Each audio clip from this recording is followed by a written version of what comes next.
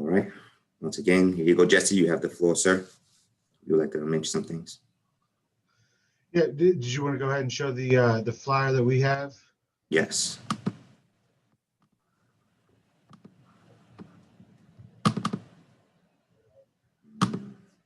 It's also on our website.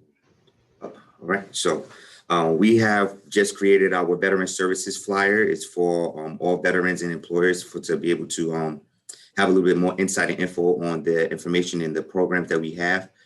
Just as Jesse has explained, we have a veteran services, and we're here just to focus on helping veterans.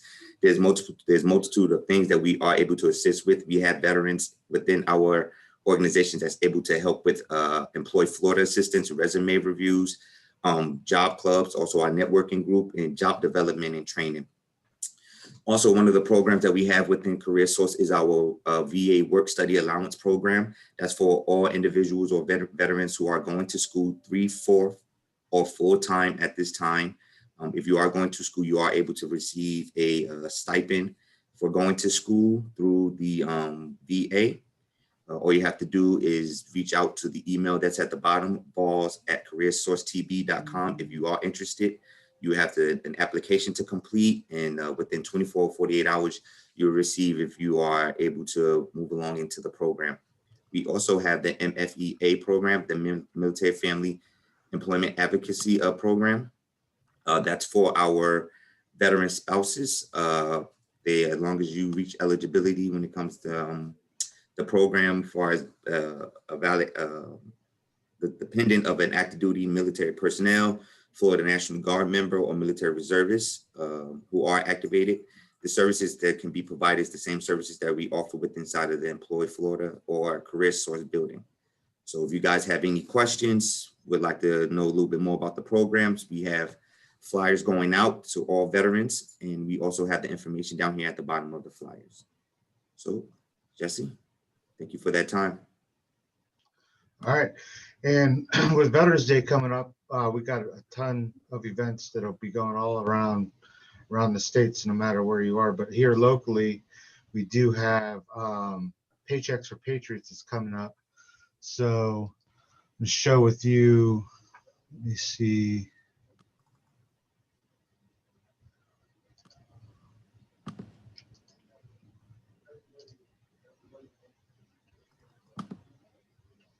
Where that flyer is.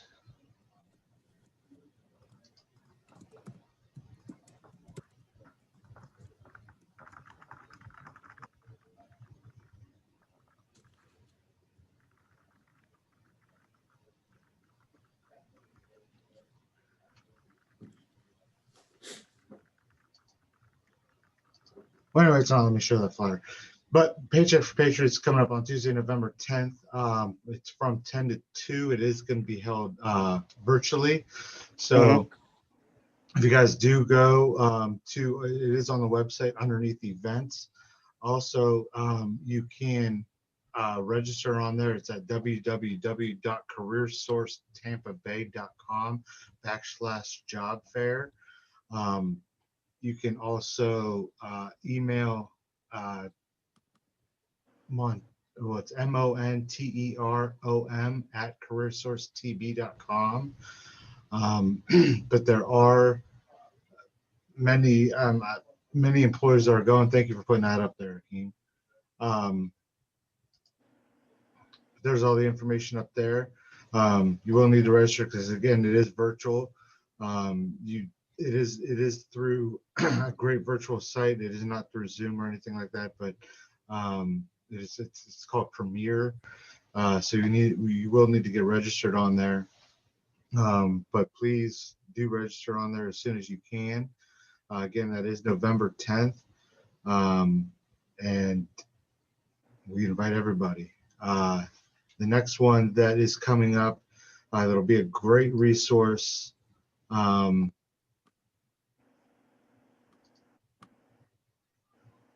For everybody, it's called a Veterans Consortium that's coming up. And that is let me share that one. Find it on, I got too many things open here.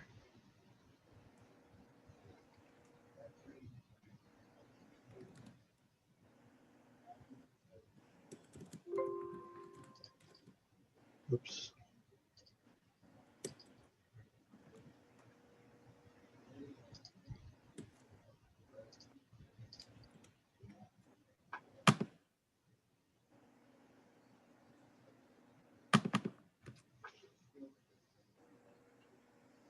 I got you, Jesse. All right.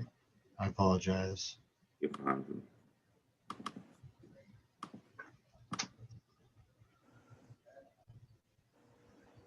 So November 16th, 10 to 12, we're going to have a kind of like a roundtable discussion. These are all going to be the resources, big organizations, hiring our heroes you see on there. Yellow Ribbon Network. If you haven't heard of Yellow Ribbon Network, they're kind of like a big group, a bridge that's trying to get all these resources together for everybody, because like what we're hearing, there's a gap between employers, between resources, that they want to make that bridge for everybody.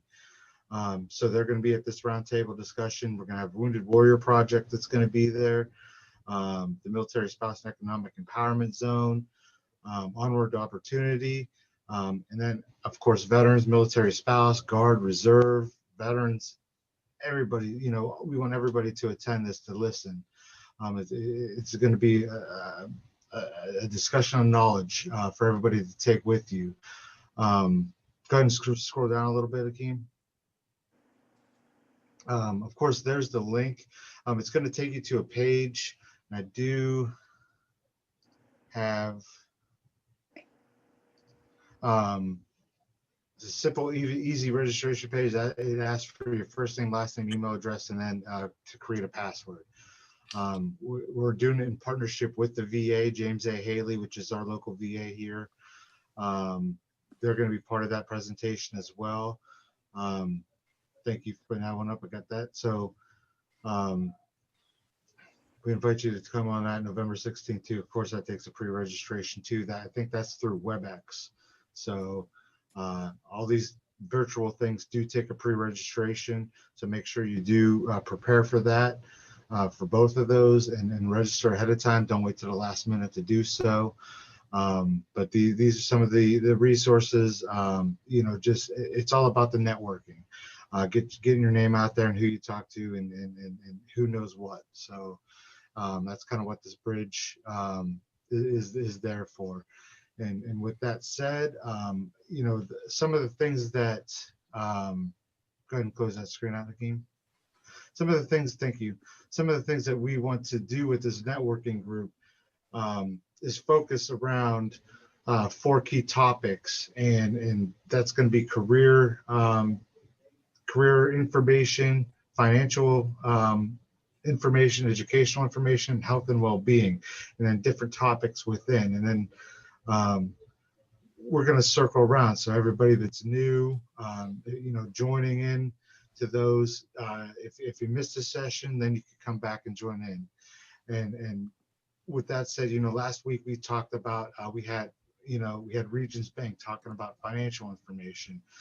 Today we're going to have Pike Engineering, who's going to talk about employment opportunities. They have a great veterans program, and veterans hiring initiatives. And I don't want to steal his thunder, but I'll let them talk about what they're doing for veterans, and specifically for veterans. We have the Department of Labor, which leavers fall under. They have a veterans medallion program that they have, that we promote to employers, that specifically rewards employers for hiring veterans and having these veteran hiring initiatives, for how many percentage of veterans they have, retaining veterans, having an HR program for hiring veterans, not having any contracts disputes for anything bad or negative. So there's a whole list of 9 different things for this veterans medallion program, and Pike's top of the line for that veterans medallion program. So just in the state of Florida, or just here in Tampa Bay, I think last year there was 13 or 14 program or employers that won that. And you could go to Department of Labor veterans medallion, or hirevets.org, and see who those employers are here locally to find out who they are and who's hiring veterans. This year, we hope that that number far exceeds 13 or 14. So with that said, I'm going to go ahead and introduce you to James Simpson with Pike Engineering. James, the floor is yours, sir. Awesome, thank you. Do you all mind if I share my screen as far as the PowerPoint and everything? No, not at all. Okay, I'm going to share this just so you all can kind of see what I'm talking through as we go along. First and foremost, thank you all for being here and for actively participating. The veterans community is a lot stronger when we're all working together and providing resources to each other. I normally share this a little later, but I'm a 24-year Marine vet, served in the Corps from 87 to 2012, retired, and have been in the veteran space now for about 8 years, and have learned a lot over that period of time, and hope to share some of that with you all. Maybe have some question and answer as we move along. I'm joined today by Jesse King, who's one of our foremen who works on the field side of things. He's going to give you some insight that I can't provide from an office. So I'm going to jump in with the PowerPoint. We promise this won't be death by PowerPoint, but I do want to get a few points across real quick as far as some of the things we do. Let me see if I get the right screen. Hopefully this is the one. Let's see if it works. So are you all seeing my screen? Yes, sir. Perfect. So, that's our headquarters up in Mount Airy, North Carolina. Pike's a North Carolina based company, but I'll point out and show you later on that we're certainly not a company that's solely focused on the state of North Carolina. Come on, machine. So a little bit about us. Pike was founded in 1945 by Floyd Pike. Floyd had a pretty interesting career himself. He joined the Navy during World War II. He had been helping build Marine Corps Air Station Cherry Point up here in North Carolina. Everybody was going to the war effort. He signed up with some friends, went to the Navy, went to boot camp, came home, and the airfield lights over at Cherry Point went down while he was home. Considering that he was one of the guys to help put them together and build that system, he went over to the base, offered his assistance, and helped turn the lights back on for the airfield, and was immediately transferred by the CO of that base from the Navy to the Merchant Marine so he could keep him local and keep the lights on for the duration of the war. So Floyd's naval service was a little bit short, but I do like to point out that he is a veteran.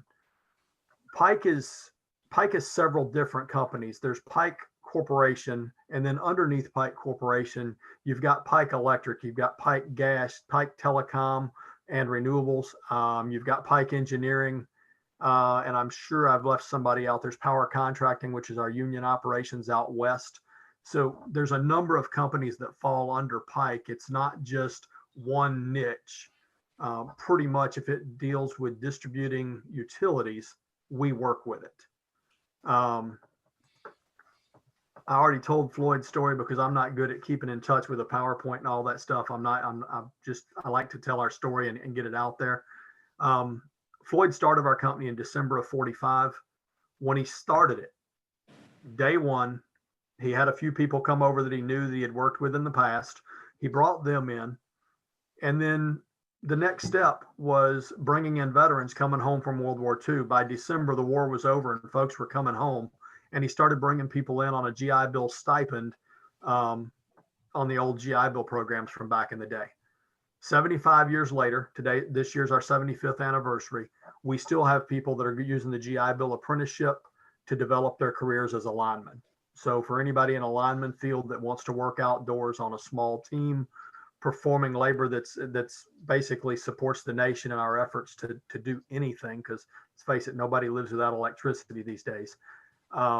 This is a good place to start, and the opportunities are great.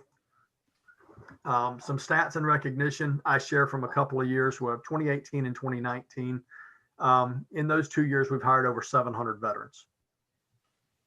That's a big leap from where we were prior to our Veterans Initiative.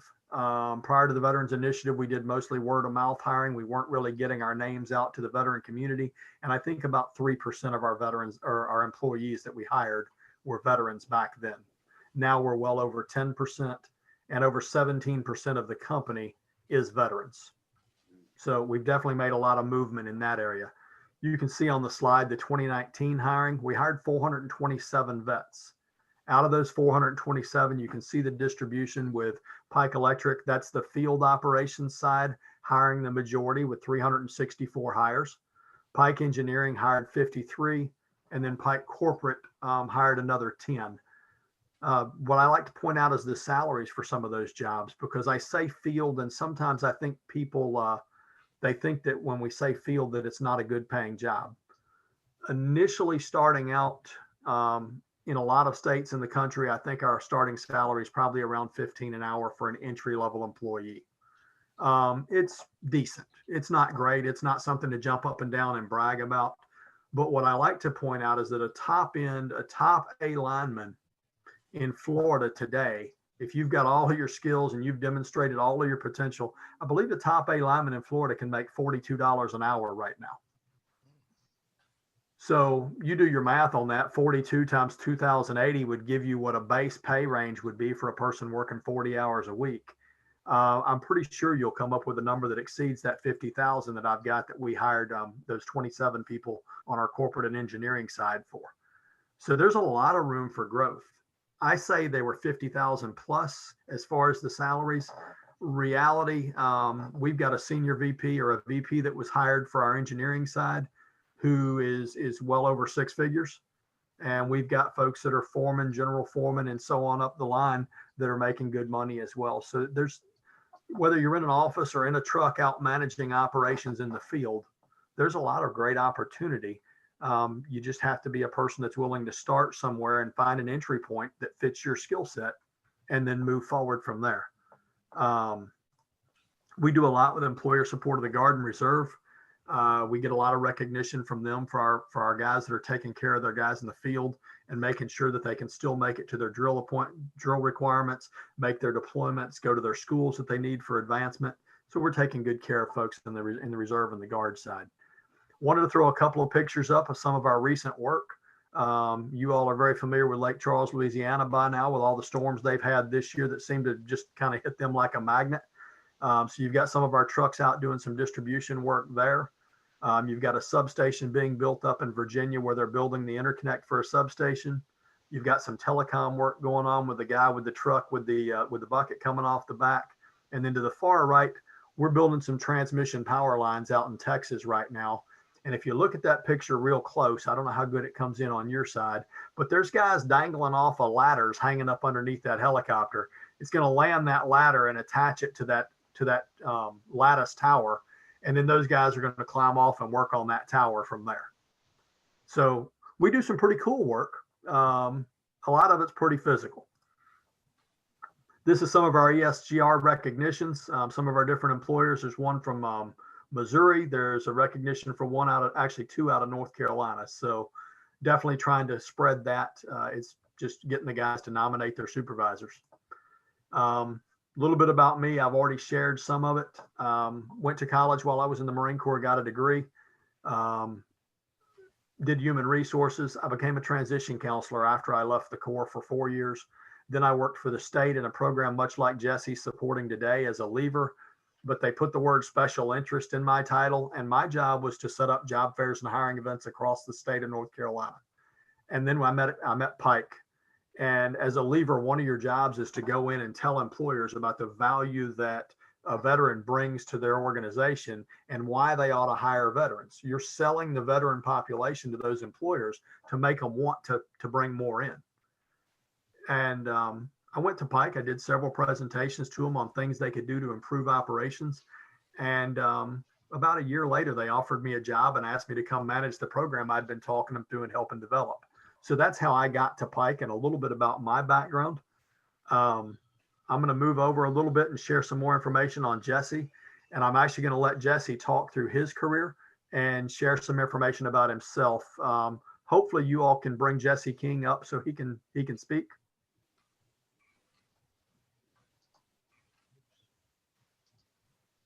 Is that possible? You guys hear me? Yeah, we got you. Jesse, the floor is yours.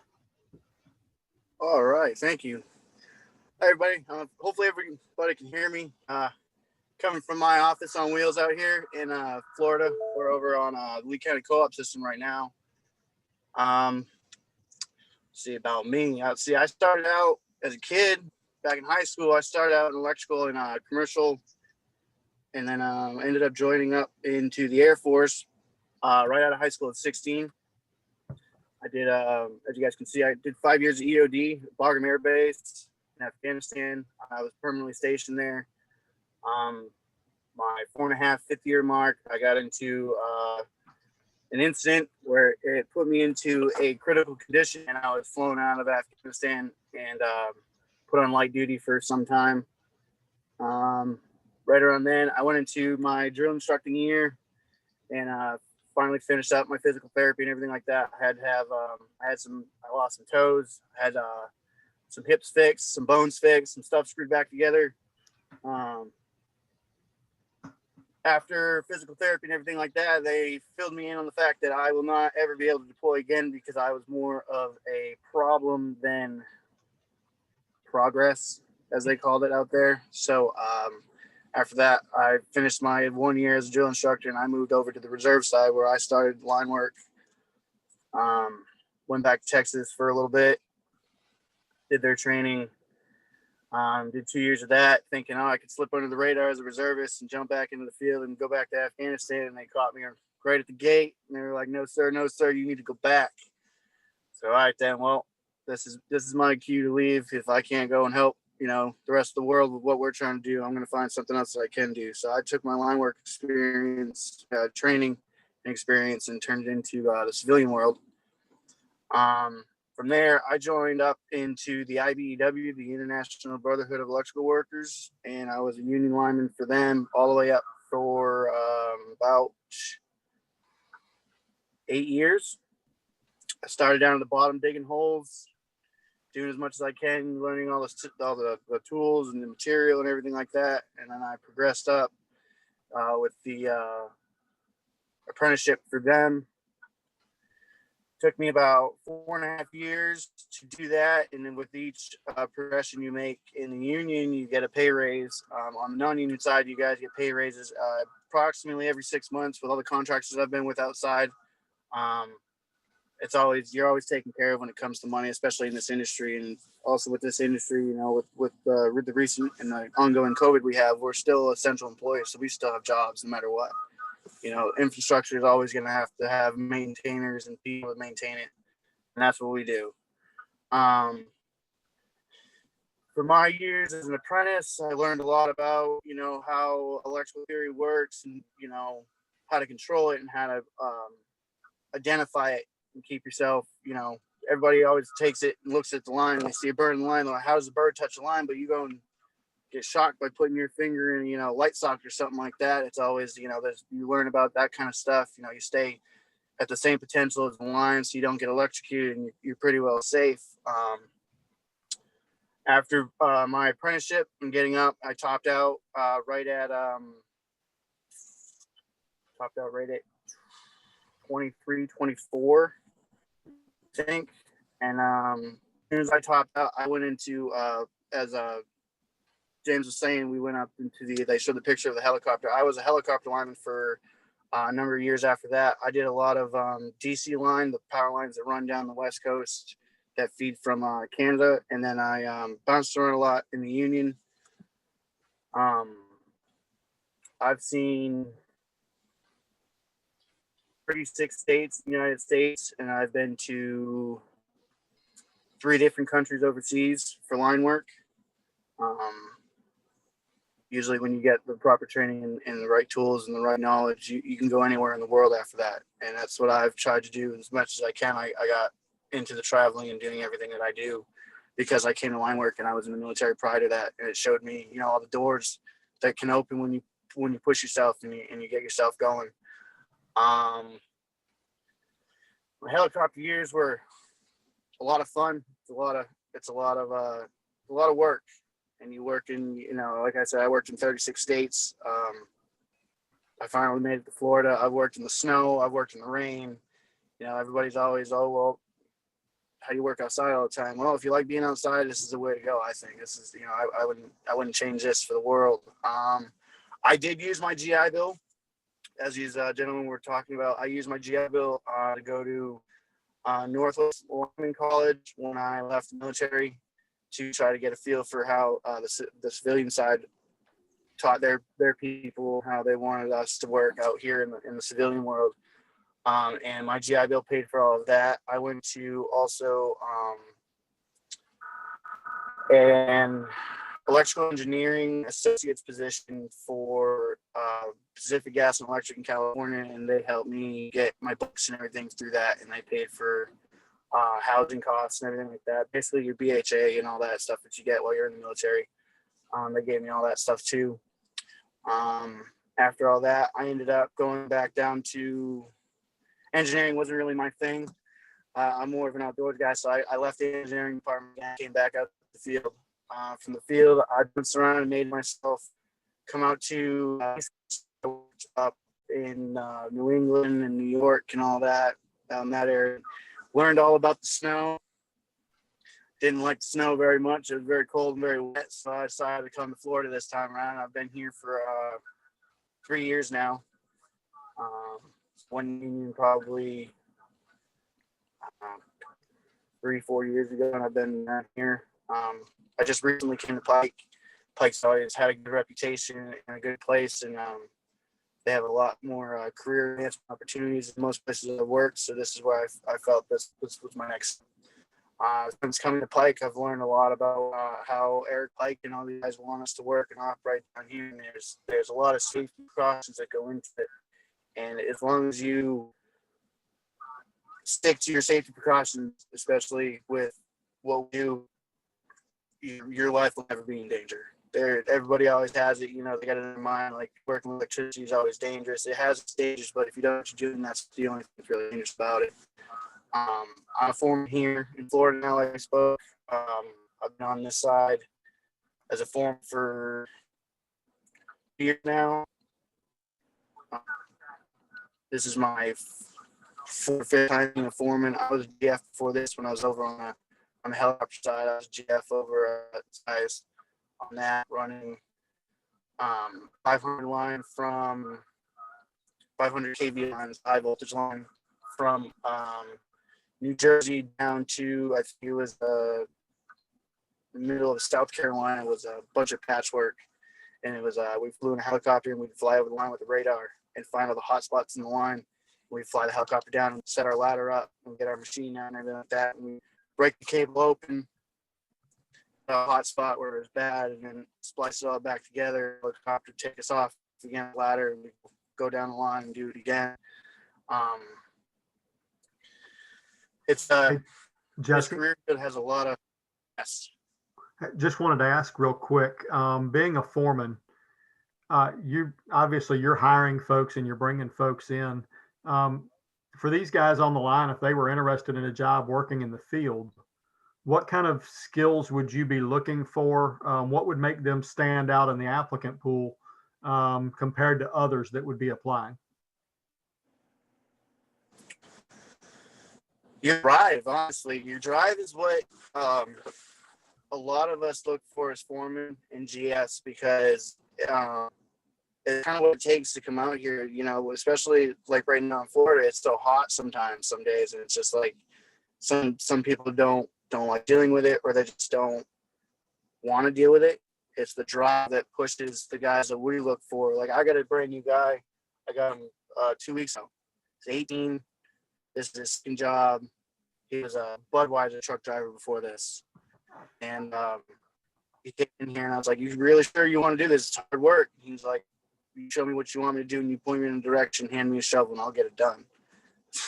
Hey, that's all I can ask, buddy. That's exactly what I need. So it's your drive is really what makes you stand out here. And that's why I really try to push our other veterans to do it, because most of us that come out of combat, and we, especially like infantry guys and stuff like that, they're really go-getters. They really, really are. And it's hard to turn that go-getting into a simple job in civilian world. And me being a part of line work you share the same brotherhood you had in the military. You got to watch your brother's back.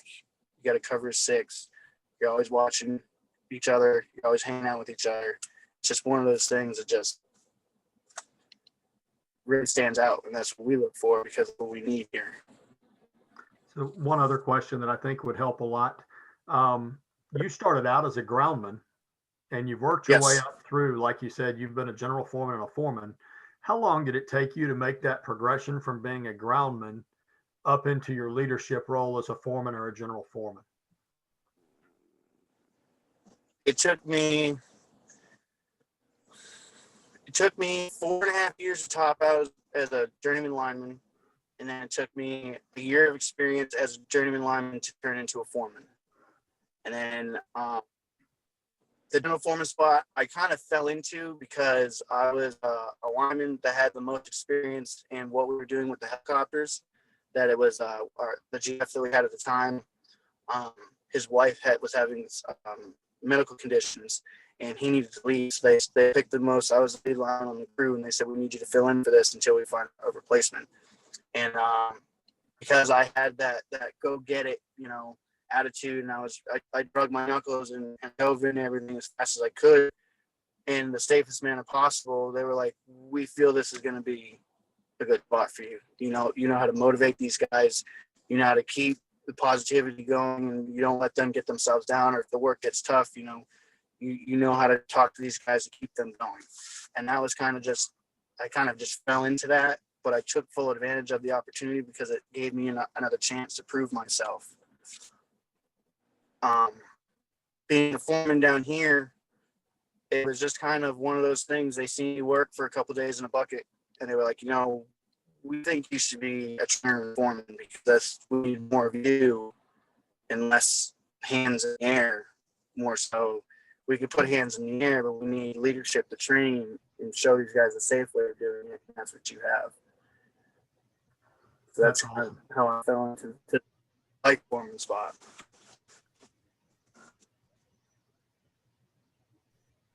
Does anybody have any questions from the outside?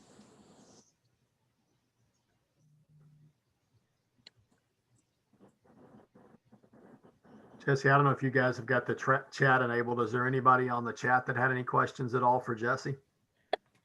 No, sir. I've been monitoring the chat. I did not see anything at this time for Jesse. Yeah, I don't Okay. see no questions. If you guys shoot the questions out, now's the time to get them out there, because Pike has many different fields to go into. So Could I jump back into that real quick? yes, So, Pike has a great apprenticeship program. I actually enrolled myself because I want to learn more about Pike's way of doing this. I'm going through their Pike way of apprenticeship right now, actually, and it's very informational and it's very in depth. Like I said, I went through the apprenticeship in the union and going through Pike apprenticeship and going through what we're being trained here at Pike is definitely more in depth, and it's easier to understand, I think, for people that are coming from the outside in. Even for me, there's some stuff in this apprenticeship and these slides and these tests I'm taking that I've never looked at before in that kind of perspective, or thinking that mindset of thinking, because it's a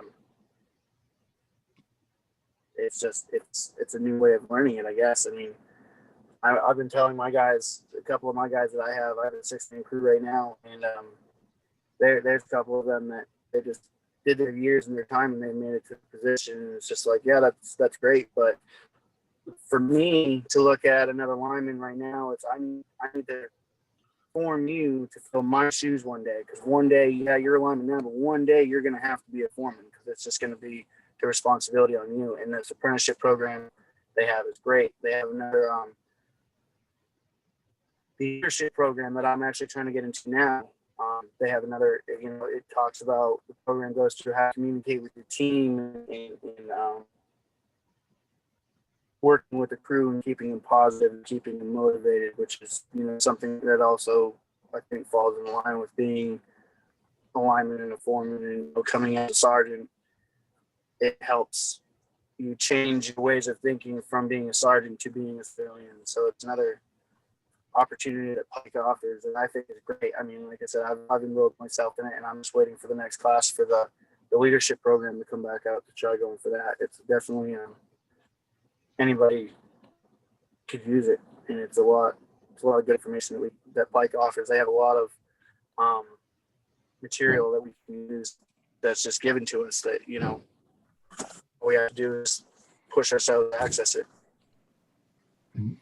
I have a you, question. Jesse. I have a question for you, since nobody's asking any questions. Yeah, please. What's the average age for that lineman program that you The find? average age right now, the average age that I've been seeing over the years that I've been doing this, I usually get the younger guys to come in at between 17 and 20. And then usually our linemen top out between 25 and 30 is what I've been seeing. One lineman I have right now, he came in late. He started doing this right at 27, and he's just now topping out as a lineman in his 30s. It was definitely an eye-opening opportunity for him. They're doing, like I said, we're doing this as long as I have. I've seen a lot of different age ranges for different progressions in his career. I've seen a 6-year-old guy, I'll never forget it. He looks like Sam Elliott. And he was my groundman. I was working in Nevada. He was a groundman digging holes at 60 years old, like a champ. He was slinging that shovel and doing everything, a spade and spoon and everything like that. And he was going there, and I was just like, I was never expecting that to come from you. Yeah, and I'll echo that. Seeing the veterans that come in and apply, we've had this year, I had someone that was let go from the oil industry out in Texas, and he contacted me and said, James, I'm a Navy vet. I want to join your team. How do we get it? How do I get in? We got him hired on a distribution crew out in Midland, Texas. And this guy was 50 years old. And we brought him in at 50, and he worked as a groundman and had no issues at all doing the work. He actually mentioned that a lot of the younger guys weren't keeping up with him. In Florida last year, I hired a 42-year-old Air Force veteran who came in as a groundman and started the work. So there's certainly, Byron, I'll put this out to you a different direction. Rather than how old can we take, age is not a limiting factor for Pike. Performance and desire to be there and do the work is really what's going to drive the offer or getting an opportunity to be a member of Pike's team. We don't have an age limitation, just a capacity and a performance.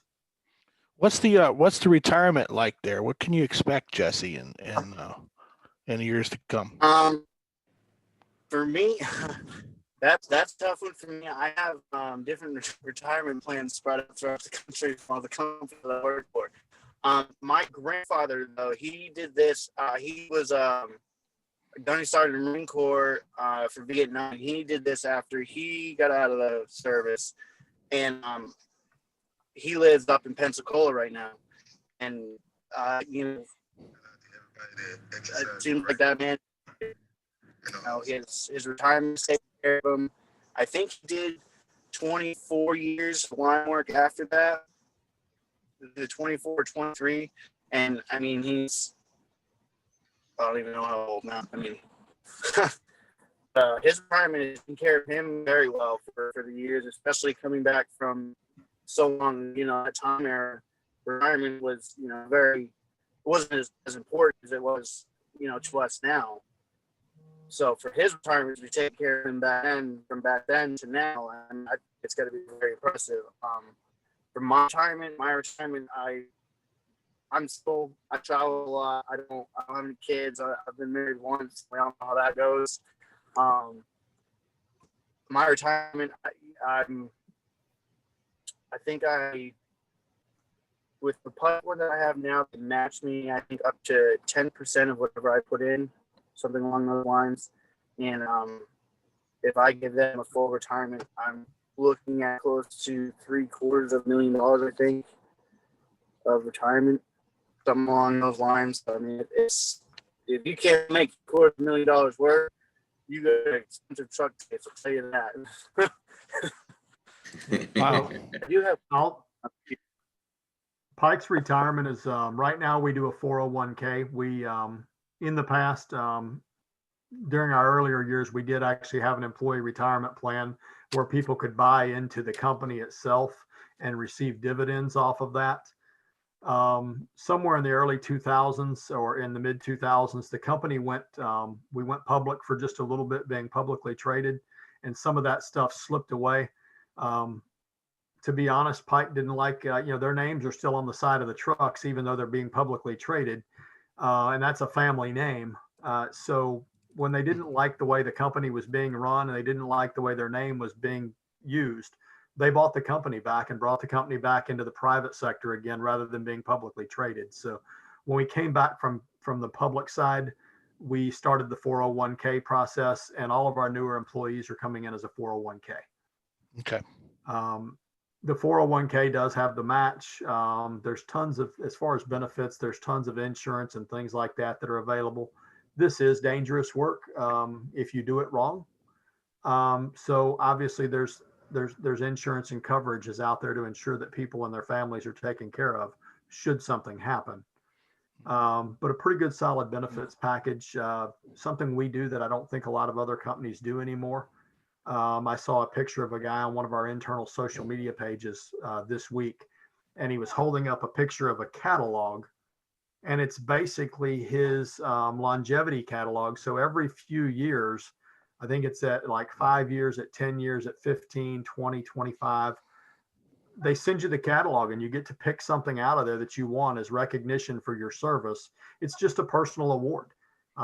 Those more senior awards can be things like shotguns and stuff like that, because a lot of line workers are country boys, so it makes a lot of sense to get a nice shotgun to go duck hunting or whatever. If you're deer hunting with a shotgun, you get those opportunities for the company to give you something, and it's like the old gold watch. It's something to say, hey, thanks for what you're doing, keep performing, there's more stuff here for you later on. Nice I'm job. going to cover just a couple of more things if I can. And Mr. Simpson, and Jesse, I got a question in the chat. It says, how physically demanding are the positions? So I'm going to answer it depends, and I'm going to let Jesse speak specifically to the lineman side. And then I'm going to switch back over and I'll cover a little bit more of that when I talk about some of the engineering and the other opportunities. So Jesse, if you want to jump in first.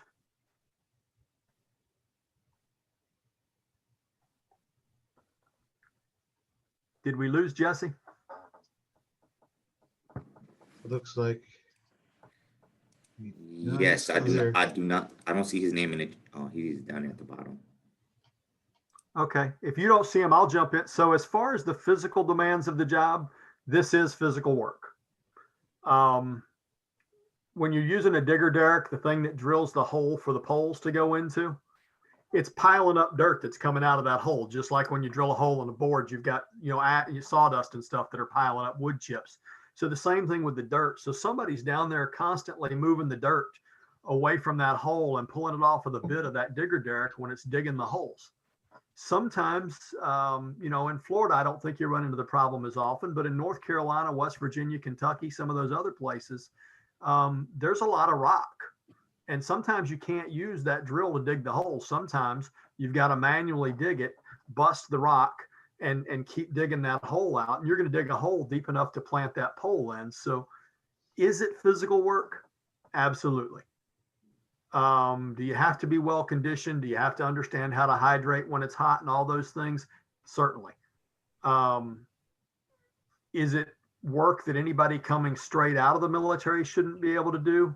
I don't think there's an issue for somebody coming straight out, but I do think that for somebody that's a little older, if you're not in the gym on a regular basis and you're not staying physically healthy, there's a lot of work to this, and you can get yourself hurt if you're not physically adapted. But like I said, that 50-year-old guy was out there and matching with 20-year-olds because he was physically fit and in good condition and didn't have any problems. So I've got foremen and general foremen and area supervisors that work for the company today that can still strap on their gear and go out and do the work, as well as the younger guys.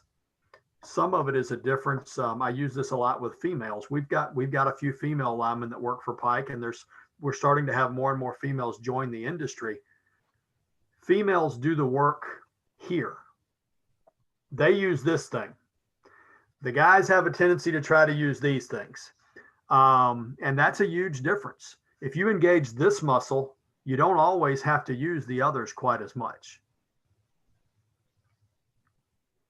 Any other questions over there, Jesse, before I pile into a little bit more of this? No, sir. I do have one, and I want to touch back on what you said about what was brought up about the apprenticeships. How you guys focus on the apprenticeships, because that is a big, as a lever, that is a big transition that we see. A lot of veterans transitioning or just looking to switch careers. That is something to focus on, is employers that do offer apprenticeships. So I do want to point that out, that is good that you guys do offer the apprenticeships that you are. So do look for those employers offering apprenticeships out there. And I'll mention, just in response to that, Pike's apprenticeship and Pike's benefits in general. A couple of things that I didn't mention that I always like to, and I'm glad you said that. First off, benefits at Pike start on day one of employment. We learned very early on when I started working here, we started looking at our benefits, and we had a 60-day window at the beginning. When I first started, there was a 60-day wait before your benefits kicked in. And one of the discussions was, for veterans, particularly if you're transitioning from the military straight into your first civilian job, having that gap in benefits was a huge issue. So being able to plug someone directly into benefits, in 2018, Pike turned that on, and we've moved forward without any issues since, having the benefits come on day one. Our apprenticeship is not like a lot of other apprenticeships. You don't come to work for Pike and then apply to try to get an apprenticeship program. Every employee that joins Pike in a lineman career path can join our apprenticeship program. So you start as a groundman, a truck driver, or an equipment operator, and you're eligible for that apprenticeship. And it starts on day one. If the person has applied for it and can get in, they can start on day one. Normally it's a week or two in. They're normally getting their feet wet first, but the application is a really simple process. We've got an app inside Pike called Pike to Go. You go to that page and you find the career development program, which is what we call it. You click on that and you literally fill out your name, your employee number, and submit. I think you also include your supervisor's name so he can verify that you're in good standing with the company and that you're doing well. You submit that, and you're automatically in the program within a week. And then your GI Bill side, it's however fast you do the application for the GI Bill if you want to turn that on. I always point out Pike's apprenticeship doesn't require GI Bill benefits, but if you want the housing allowance stipend that the VA provides for people in apprenticeships, you do have to enroll through the VA. So it's a two-part application, one with Pike for career development program, and then the second is the application through the VA, which I help most people do. When they say, James, I want to be an apprentice, I send them the application paperwork to fill out and the instructions on how to complete that process. Now, I got another question for you. Yes, sir. You mentioned the truck driver job. Yes, and sir. It sound like there's a path for that. Can you speak to that? Yes, sir. So a lot of times, especially with our transmission crews, and I just happened to pop up Bryce Burns's information from Texas. He was on with me the last time, and I put Bryce up just so people could kind of see another pathway that someone pursued. You can see a little bit of a different path with Bryce than what we saw with Jesse, and that's the beauty of this, is there's all these different pathways. But transmission crews in particular, a lot of times the poles and the equipment that they're using for their work are considerably larger than what we use for our distribution work. And to clarify kind of the difference for people that don't really know the difference, when you're driving down the interstate and you see the clear cut that goes off through the woods with those big tall steel towers or the big tall concrete poles, and you can see that the line is a really big heavy duty line, those are going to be transmission lines. Distribution lines are going to be the wooden poles that you often see in neighborhoods, and also those green transformer boxes that you see sitting on the ground. So we do underground and overhead distribution work. But in Pike, there's opportunities for truck drivers to help support the transmission crews, to help support the distribution crews with movement of equipment back and forth, and then also just regular materials distribution and support. So every piece of equipment at Pike requires a CDL. So we've got tractor trailers, and then we've got all the regular equipment that we use as well. Well, would you suggest a person who wanted to do the truck driving to get their CDLA before they come and apply? I normally do, and I'll point out specifically for Florida, and I was hoping Jesse would be here to explain this, but in most areas of Florida, not all, but in the majority of places in Florida, we have really small crew structure. In some places outside of Florida, we may have 6 or 7 people on a crew. In Florida, a lot of our crews are 4 men or 4 men, 4 people. I guess I should say that politically correct. There's 4 people on a crew. Those 4 people all have to operate a piece of equipment to get to the job site. And all the equipment requires a CDL. So for a person coming in, having a CDL really helps a lot. It's one of the things that I always reach back to the folks there at Employ Florida and in North Carolina, the NC Works offices, asking about programs that they have available for people to get CDLs as part of a job training program moving toward employment, because Pike we definitely benefit from having a CDL if a person can start with one. Jesse is back online too, just FYI. Oh, awesome. Yes. So the CDL side of it right now, from my understanding, with everything that's been going on right now in Florida, Pike isn't hiring anybody that doesn't have a CDL at the moment, only because it took a real financial impact on everybody really.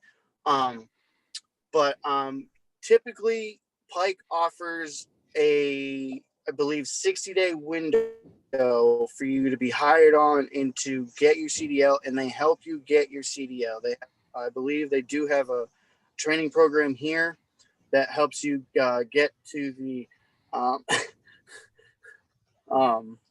get your CDL. And yeah, excuse me, someone just sent me a message saying nice stash. Appreciate it. It's my leftover Halloween costume. Sorry.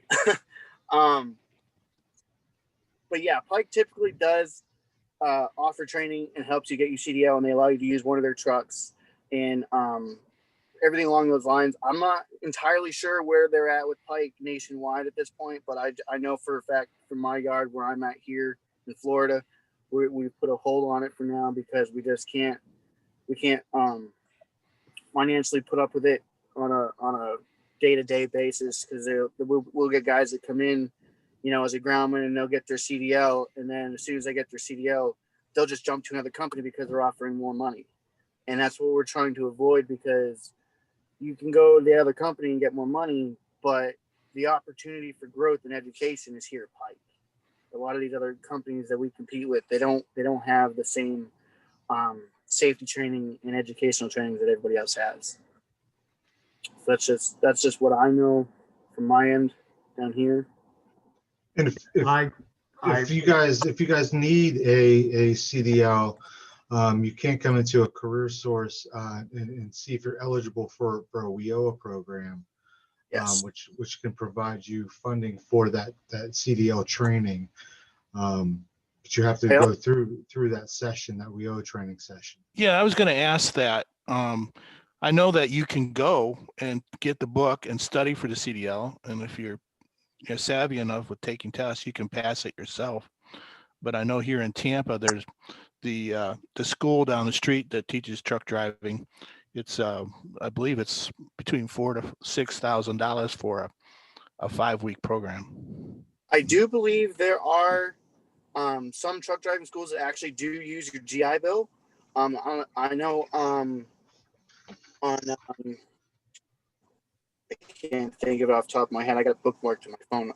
There's one of the Progression for Heroes or something like that websites, and it'll give you a big list of all the truck driving academies and stuff like that they offer that the GI Bill helps you pay for. And the only thing you have to come up with, and I think with what it was 2 years ago when I had my last guy to go through it, he had to just come up with the $250 to rent the truck. think that was the only thing that GI Bill didn't cover, but that's definitely another route if you guys So- are looking for this. So you are saying that you really should go to an authorized truck driving school to get that CDL. You don't have to. I'm not going to say you have to. I just recommend it because I'm very by the book. This industry has taught me one thing is to stick by the book because it's the safest way to go. And that's what I try to do. It's like buying power tools. You want to go to Walmart and buy your power tools. You want to go to Home Depot and buy your power tools. It's just one of those aspects. If you go to a more reputable company, when you go to the DMV and you do your exam and everything like that, they won't give you as much hard of a time unless you went to, a borrowed truck down the street in the alley. So I'll touch a couple of things real quick regarding the CDL, especially for those that might be more recently transitioning. If you're within the 1 year of your transition out of the military, there is a federal program. If you drove trucks in the military, you can receive a waiver for up to a year after your EAS for a CDL. Some of them waive just the skills test, which is the driving test. Some of them waive the knowledge and the skills test, which would be the book test and the driving test. It's for specific MOSs. Your old unit has to fill out paperwork. I'm happy to share that information with anybody that needs it, and I'm sure Jesse and his team have it as well. But I know for a fact Florida changed their state law earlier this year and granted that 1 year window like most of the rest of the United States did.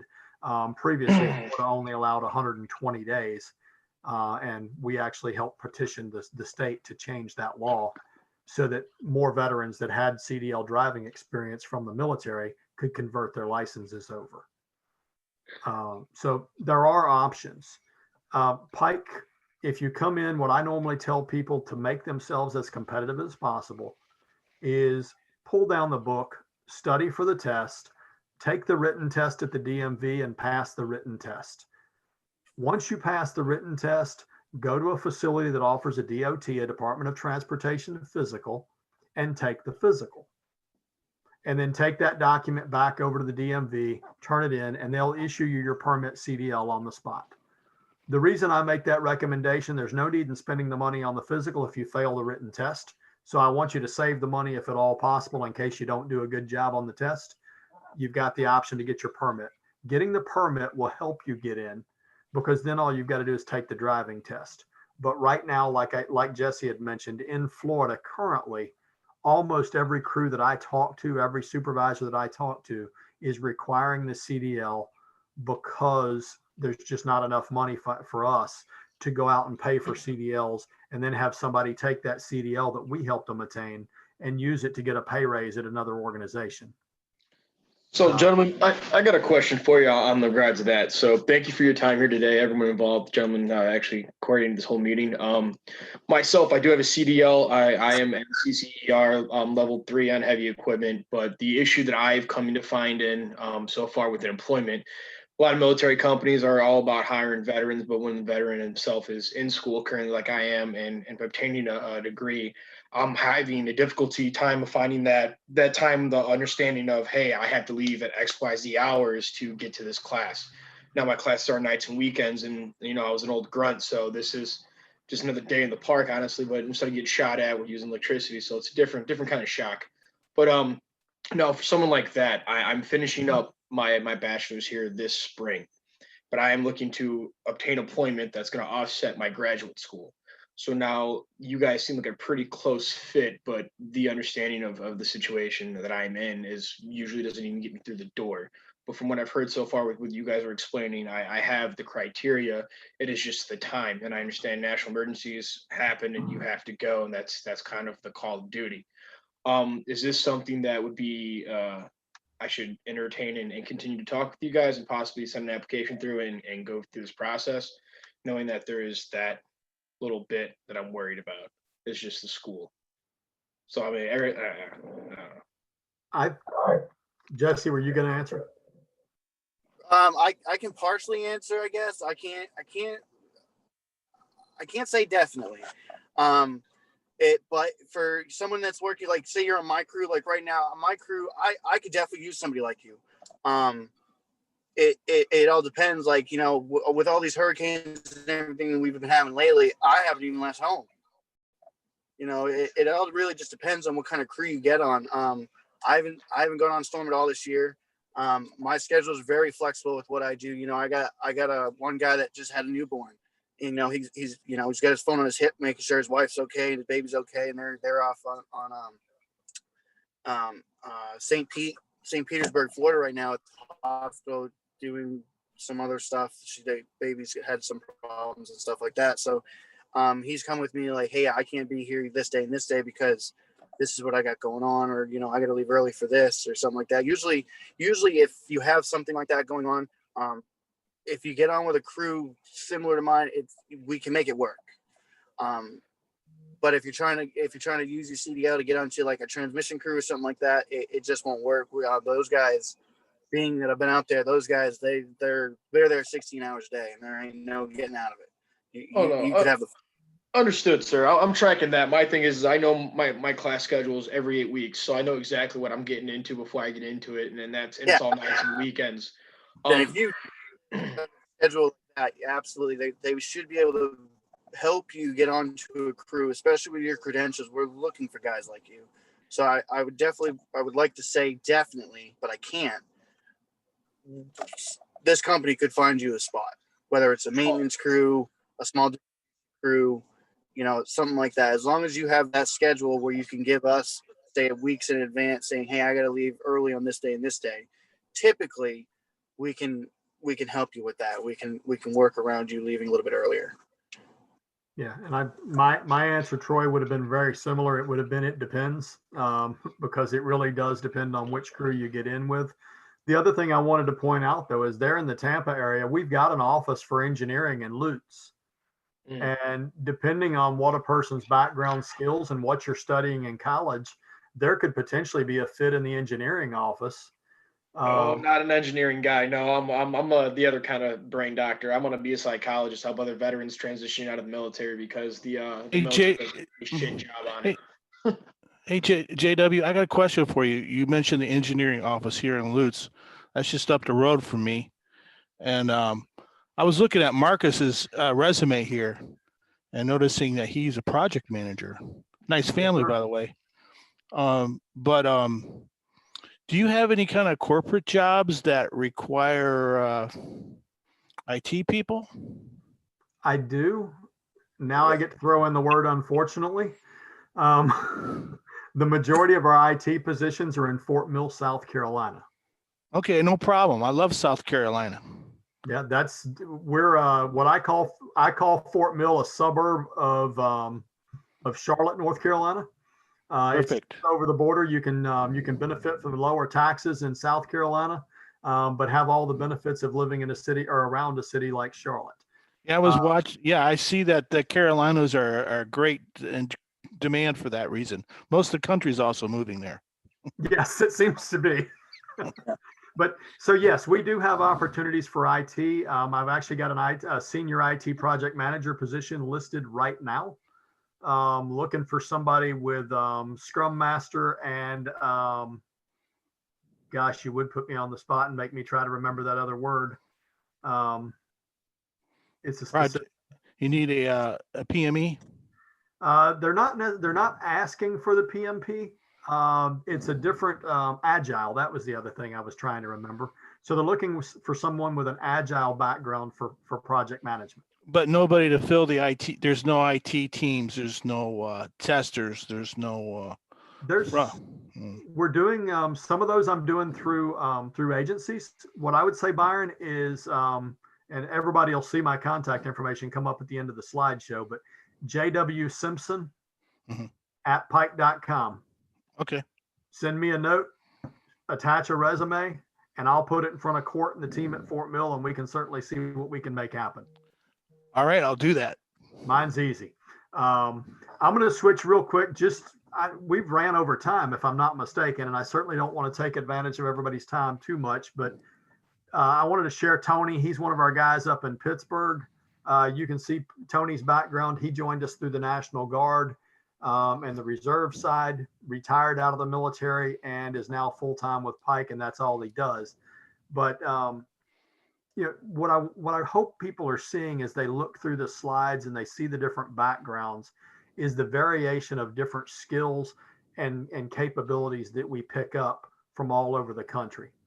Pike also has a telecom arm. I'm going to look up at my screen up above me here real quick. One of the things that was shared from telecom, and it's for one of the guys, he's a telecom quality employee performance lead. So he's making sure people are doing the work right out in the field. He mentions that they work at heights anywhere from 40 feet in a bucket truck on small cellular projects, upwards to 400 feet when they're building cellular towers. So for somebody that doesn't have a fear of heights, our telecom roles are really good. He pointed out some things that are very similar to what Jesse was saying. Honesty and integrity are crucial to this line of work. You got to be somebody that's going to tell the truth and call things out that are wrong, make sure that people are doing things the right way. Basically, if you can't be believed or trusted, they don't want you on the towers working with them because their life is in your hands in many cases. He mentioned that people cover each other's six. I think I actually heard Jesse use exactly those same words. Tower hands have to have the same mindset, moving around at heights, ensuring safety equipment's placed in position for each other, communicating potential concerns, and keeping each other as safe as possible. Being self-starters, motivated, willing to take initiative. If you're listening between what I'm reading to you from Jurgen and what Jesse said and what we've kind of shared over and over again, those qualifications, the things that made you a normal soldier, make you an exceptional civilian employee working for Pike, because we need that background. We need someone that can handle a tough task and move forward with it and not be scared of doing the work. Here's some of the career options that we have at Pike, just to give you an idea with the different corporate structures where some of the jobs are. I left it off, if I'm not, actually I added it. So there's project managers at Pike Engineering. Down at the bottom of my screen, there's also project managers with Pike Corporate. So there's two different types of project managers that we're working with. One needs to have field experience. The other one is coming in and really managing the jobs on the site. But there's lots of different opportunities. Of course, I love this part. These are currently open jobs as of Friday. So on Friday, every dot on this map represents at least one open job. So hopefully that helps you to kind of have a picture and an idea of where Pike's footprint is across the country and where the opportunities exist for the, and this is just again in your state. I've got a map like this for the entire United States as well that I could share, but hopefully everybody's got a little bit of an idea. And last but not least, my contact information, so you can reach out. You can apply at the website at pike.com. I'm happy, and Jesse, I'm sure, is happy to answer any questions. If there's anything else anybody wants or needs, hopefully this has been beneficial to you all. Yes, Mr. James, I do actually have a question, and possibly when it comes to, for say, we, like you said, getting your foot in the door and getting into one of the positions, for say, we are located in Tampa and moving forward, for say we want to relocate, how is the process when it comes to relocating to another state, same position or switching a position within the company? So in a lot of cases, I've seen Pike ask people to move. In other cases, I've seen people ask Pike if they can move. I moved a groundman from Raleigh to Texas because he had a family situation change. And he said, James, can I move to Texas? Well, we made the opportunity available for him to move and got him a spot on a crew out in Texas, but Pike didn't pay for a relocation fee for him. We just let him move. So we allowed him to transfer from one location to the other. And that's what I would think would happen in most of the lower level roles, is that you'll probably end up moving yourself, but we can give you the time to make that transition. In some cases, I know we've picked up hotel fees for somebody for a couple of days to make a move, even up to a week or two. I brought a soldier in from Fort Carson, Colorado a couple of years ago, and we put him up in a hotel for the first 2 weeks he was with the company while he waited on his household goods and everything to be transported from Carson so he could set up his home and him and his wife have a place to live. So what I would say, Floyd, is there's flexibility depending on the circumstances and the type of a position a person is filling. Great, sir. Thank you. But yeah, it's an internal transfer. All you do is tell your supervisor, hey, and I'm going to cover something here real quick. Jesse, tell me if I'm wrong on this. What I normally tell people is plan to be wherever you take your first job for at least a year. My thought process on that, if you were to join the company as a groundman and you join the company as a groundman in Florida, I want you to work all the way through your groundman pay level, for lack of a better description. So I want you to stay at that until you get plussed up to the next position, which would be sea lineman. The reason for that is just sheerly to make sure that you don't lose a step if you transfer in the process. You can imagine, Floyd, if you were to be working as a groundman, you do 6 months over in a position in Florida, and you say, guys, I want to move to North Carolina. We move you, but the guy in North Carolina is receiving somebody that's kind of an unknown. He doesn't know exactly what your skill sets are, what you've learned or what you haven't. So it's going to take him a couple of weeks just to figure out who you are. Those weeks are going to cause you to go backwards a little bit in your progression because you're not advancing. You're stagnant. You're sitting still for a moment and developing that new relationship. And then once you pick up, you'll start moving again. But why risk that? Stay for a year. And then when you class up from groundman to sea lineman, you make the move. Same thing if you join the engineering side as a power engineering technologist or a GIS technician or any of the other entry-level roles there where we're helping to design the grid rather than build it. When you're designing that grid, if you join as a power engineering tech 1, don't ask to move to a new location as a tech 1 midstream. Wait till you hit tech 2, then make the jump.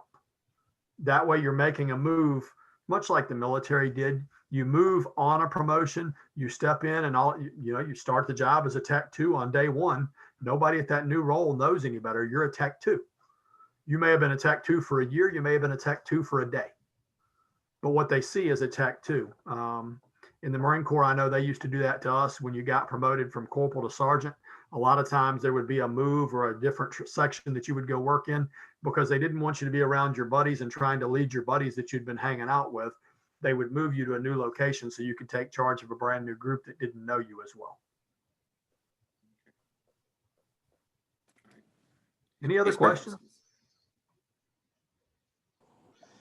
Nothing in the chat. Can I add something? I know it's a little off. Yeah. A little bit. So before I was rudely cut off by the iPad, we started talking about females coming into this industry. And I want to put it out there. I've had 3 females come up under my supervision in the last 5 years. And all 3 of them they've turned out to be stellar linemen. One of them's about to be a foreman. I keep in touch with her very well. She's a single mom. She's 27, and she's a phenomenal lineman. She was an Army Ranger for a few years. She works in, I want to say, New Mexico now. Her name's Amber. I had Brittany come up under. She is just about to top out and be a class lineman and get her white ticket.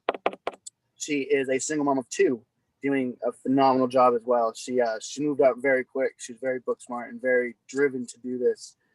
And then Jackie, she was grounding with my little cousin when I was in California. And she is now a general foreman over, I believe it's 7 or 8 crews in California now. And it's just, if any of you, or I was looking on the list earlier, some of the participants here today were women. If any of you want to come into this industry, I highly, highly, highly recommend it. You guys, some of these females have some of the best work ethic, and they they don't let their ego get in their way like some of us do. So they are some of the more straightforward and clear-minded people that we can have in this career field. And that's a lot of what we need is clear-minded people to stay focused and to keep some people on track. And sometimes, you know, I'm one of them. I was married, like I said, and my wife told me what to do. Oof, I was off doing it. You know, usually having a woman in charge keeps some of us in line and keeps us on the right path and keeps us working safe. So it's definitely, I highly recommend it. If anybody knows a woman that wants to get into this, please reach out. I will help her get started. I've been through, like I said, I've been through this 3 times now. I can help you and help her push her in the right direction to do this. That's all I got. Well, thank you, Jesse. I just shared in the chat real quick with everyone. There's another site that we use. So there's obviously there's pike.com, and you can find our jobs on pike.com. They're broken out by construction, corporate, engineering, telecom. All of that's broken out. But there's also a page called Troops to Energy Jobs. And I shared that with you because troops2energy.jobs shows every job in the utility industry for anyone that's a partner member of the Center for Energy Workforce Development. Pike is one of those partners. We've been with the group for several years. We actually lead consortiums in a lot of states for that group.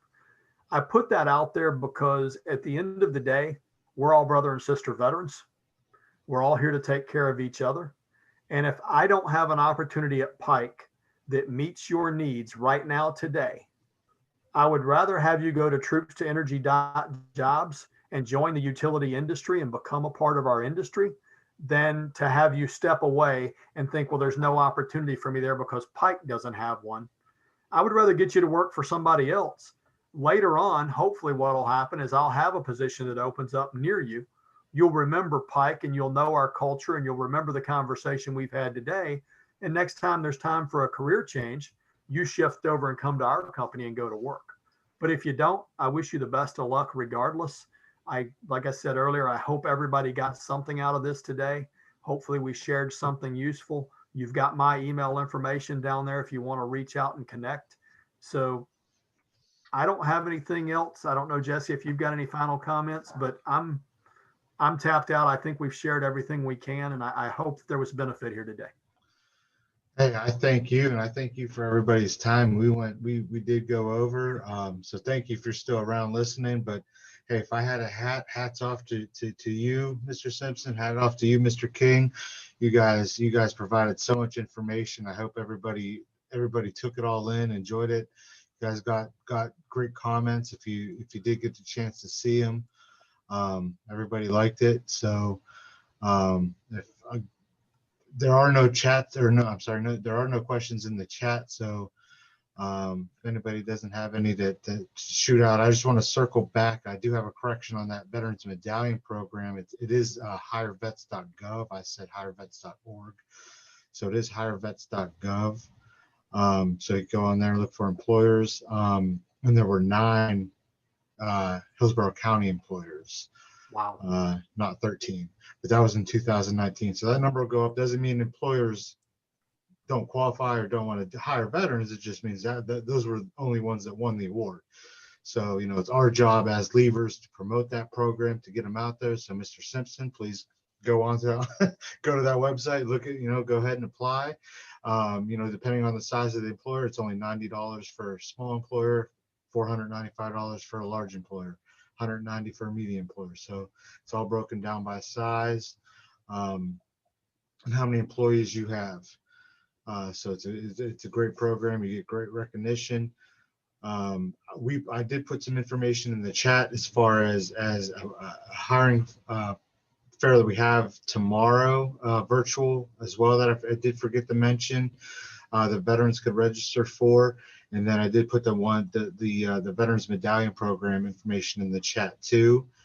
And then also to James' information, he provides. If you guys aren't connected with anybody here at Career Source, please come in to see us at Career Source. Get connected with the recruiter, get connected with Veteran Services. get connected with you know, a leaver or somebody, because as James said, you know, we go as leavers, we go out and promote to these employers and advocate on your behalf. So as I think it was Troy was his name, that he says, you know, he has those barriers. So he has school, he has all the skills and abilities to go out there and do the job. He has the will and the toughness, but what does he do?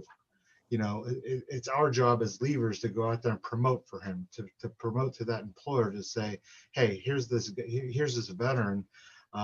He has his difficulties. You know, he has a set schedule for school. Are you willing to work around that? You know, he's going to get the job done. No question about that. So, you know, we're going to go out there and advocate. Take the chance off. You know, he's more value than anybody else out there. So, get connected with us. James always sends out his, you know, at least, how often do you send it to me, James? I think it comes out every 2 weeks. Yeah, I was gonna say at least once a month. All his information, you know, the process, you know, I think it's like a 7-step process, what to do. And hey, if you have a resume, send it to him and he'll send it to that hiring manager. If you're willing to relocate, you know, there's jobs across the country. So, if you want to stick around here, we have the Lutz location. You saw the jobs that are across Florida. So they're out there, guys. So that's my spiel. I could talk all day, but we're already over the time. So I want to respect your guys' time. If you have any questions for me, Akeem, Jesse, or Mr. Simpson, it's your last chance. Thank you, guys. Everyone's got my contact information. It's in the chat.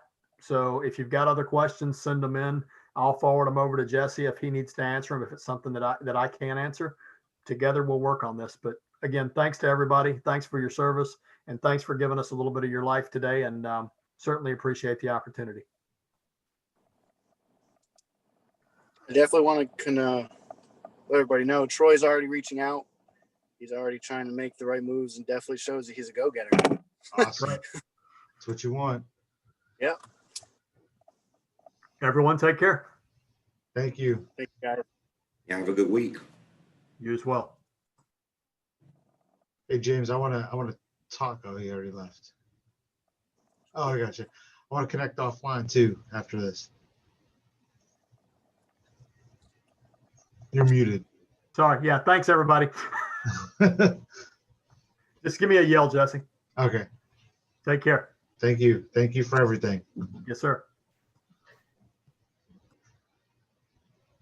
Thank you, everyone, for a really fine presentation. I'm sure there's a lot of information that went out, and that information is going to be very, very beneficial for many, many folks who are getting out of our military service. Again, thank you for everything that you guys do. It was an excellent presentation. All right, I'm going to stop the recording now. Have a good one, everybody. See ya.